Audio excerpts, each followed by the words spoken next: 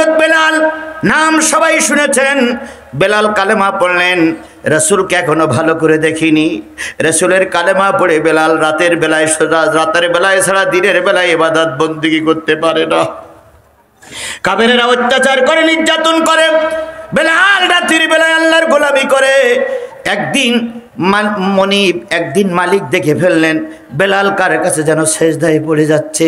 অরকাউ ওয়াসজুদু ওয়াবুদু রাব্বাকুম, রুকু করো, সেজদা করো, মালিকের গোলামি করো। মালিকের গোলামি করতে যেয়ে বেলাল সেজদায় পড়ে থাকে। মালিক দেখে বলল সেজদায় পড়েছে। পরের দিন সকালবেলা বেলালকে ডেকে আনলো, বেলাল কালকে রাত্রে তুমি সেজদায় পড়ে কার কাছে কান্নাকাটি করতেছিলে? বেলাল নিশ্চয়ই মিথ্যে কথা বলবে। জীবন বাঁচানি ফরজ না? জীবন বাঁচানি ফরজ না? এখন তো ফতোয়া দিচ্ছ জীবন বাঁচানি ফরজ। জীবন বাঁচানি ফরজ নয়, ঈমান বাঁচানো ফরজ। কারণ তুমি জীবন বাঁচানোর জন্য যে মিথ্যা কথা বলতেছো, ওই কথার পরে তোমার জীবন থাকতেও পারে, নাও থাকতে পারে। মিথ্যা কথা বলবা কেন? ক্ষমা ভিক্ষা চাওয়া মালিকের কাছে। কোন রাষ্ট্রপতি, জালেম রাষ্ট্রপতির কাছে ক্ষমা ভিক্ষা চাওয়া হবে না। ক্ষমা ভিক্ষা চাইতে হবে আল্লাহর কাছে।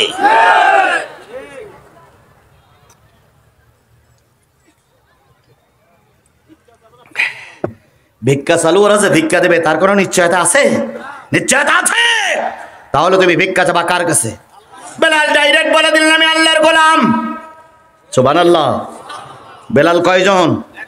আরো সামনে পুলিশ, বিডিআর, র্যাব, একজন রাষ্ট্রনায়ক, একজন খলনায়ক, তার সামনে হাজারো লোক। আর বেলাল কয়জন? বেলালের উপর অত্যাচার শুরু হলো। ইমানদার কারে বলে? বেলালের উপর অত্যাচার শুরু হলো।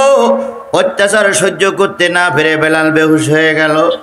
বেলালের পরনের কাপড়টা খুলে নেওয়া হলো। বেলালের নাকের ভিতরে ঝাল মিশ্রিত পানি দেওয়া হলো। বেলালের পুরুষাঙ্গের ভিতরে ঝাল লবণ ঢুকাই দেওয়া হলো। বেলালের পায়খানা রাস্তা দিয়ে গরম পানি ঢুকাই দেওয়া হলো।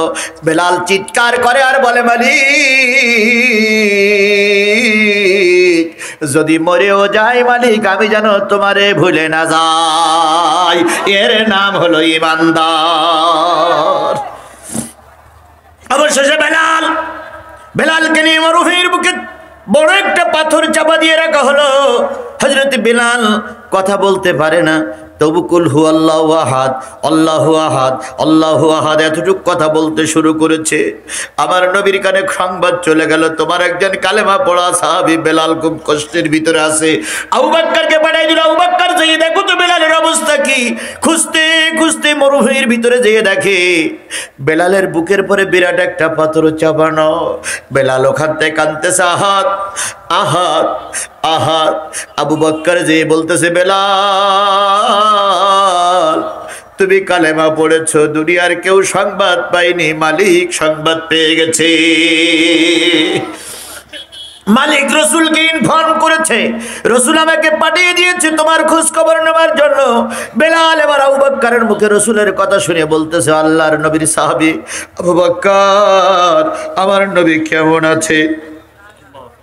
নবীজি বললেন, বেলাল জীবনের মায়া করলে না নবীজির খবর নিচ্ছ? কয় তুমি জানো না আমি আমার জীবনের চাইতে আল্লাহর নবীকে বেশি ভালোবেসেছি। এর নাম হলো ইমানদার। এই জন্য আমরাও আজকে ইমান এনেছি যারা, যতই মুসিবত আসুক না কেন বাতিলের কাছে মাথা নত করব না তারা। তাহলে ইমান এনে ইমানের পরে টিকে থাকতে হবে, বাতিলের কাছে মাথা নত করা যাবে না। কারা কারা রাজি আছেন দুই হাত উঁচু করে দেখান।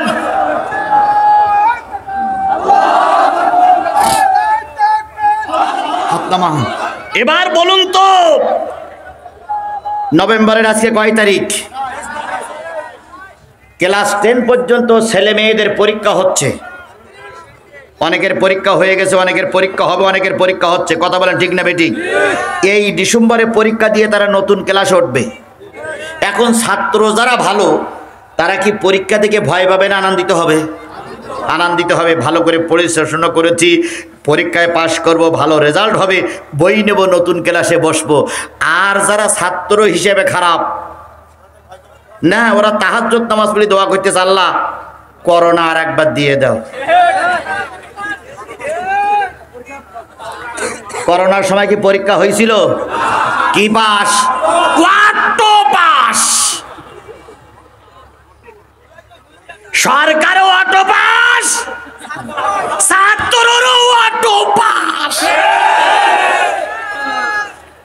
আমরা কি অটো পাস করে ক্লাস উঠতে চাই?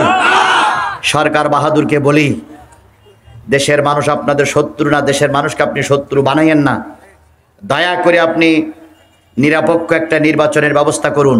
অটো পাস করে ক্ষমতায় যাবার নিয়ত করেন না, কারণ অটো পাস করে ক্ষমতায় গেলে তারে কোনো পরীক্ষায় তারে কোনো চাকরিতে নিতে চায় না। এখান থেকে 10 বছর পর যদি কেউ ইন্টারভিউ দিতে যায়, তখন বলবে যে তুমি কি অটো পাস না ভালো পাস। যদি বলে অটো পাস, তখন বলবে চাকরি হবে না। এখান থেকে 20 বছর পর মানুষ যখন জানবে 18 সাল 14 সালের কথা, মানুষ নেতাদের মুখে থুতু নিক্ষেপ করবে। এই জন্য ইমানদারদের পরীক্ষা হবে কি নিয়ে? কোরআন শরীফে আছে না নাই? আরো জোরে বলেন, কোরআন শরীফে আছে না নাই? ওয়ালা নাবলুওয়ান্নাকুম বিশাইইম মিনাল খাউফি ওয়াল জুব ওয়া নাকসিম মিনাল আমওয়ালি ওয়াল আনফুসি